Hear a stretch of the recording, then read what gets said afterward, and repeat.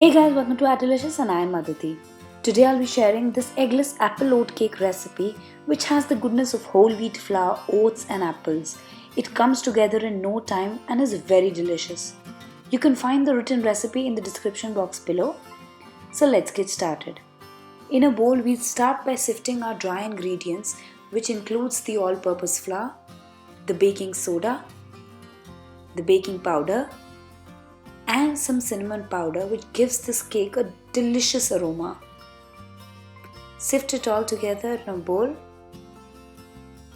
Now it's time to add the oats. I have crushed the oats in the mixer. I'm not grinded to like really fine, it's a little coarse. Along with that, I'll add in some chopped walnuts. I'll reserve some to put on top. You can also use almond instead of walnuts or pecans, that'll be great too. Whisk everything together till it's combined and set it aside. We'll start working on our apple. I like to peel the apple because these days apples come with this wax coating on the skin, which is not very good. If you're sure your apple is organic and has no wax on, you can leave the peel on. Chop the apples. You can make it chunky or chop it as fine as you want. It depends upon your preference, if you want a bite of apple in your cake or not. Or you can do like me and have a combination of two.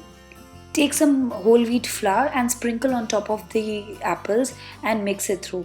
This will prevent the apples from sinking into the cake. In another bowl, take some condensed milk, beat it for about 30 seconds.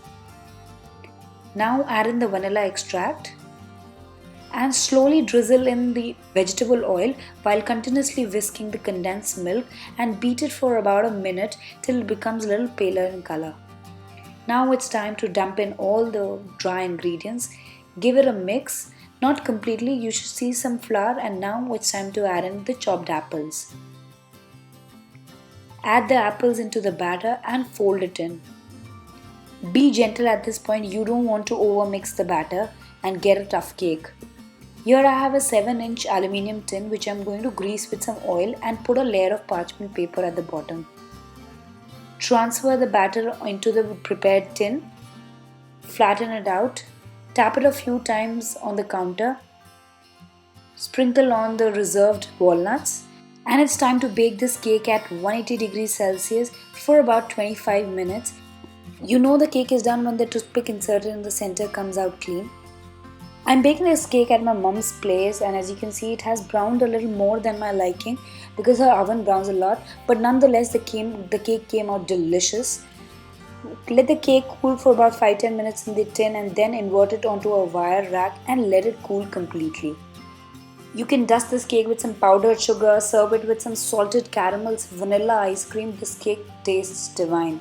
Let me show you what it looks from the inside. It is nice, soft, and it is so delicious. I hope you give this recipe a try, and if you do, don't forget to share a picture with me on my Instagram, the link to which is in the description box below. And if you still haven't subscribed to my channel, don't forget to hit that red subscribe button and the bell icon next to it to get more recipes like this. I'll see you in the next one. Until then, bye bye.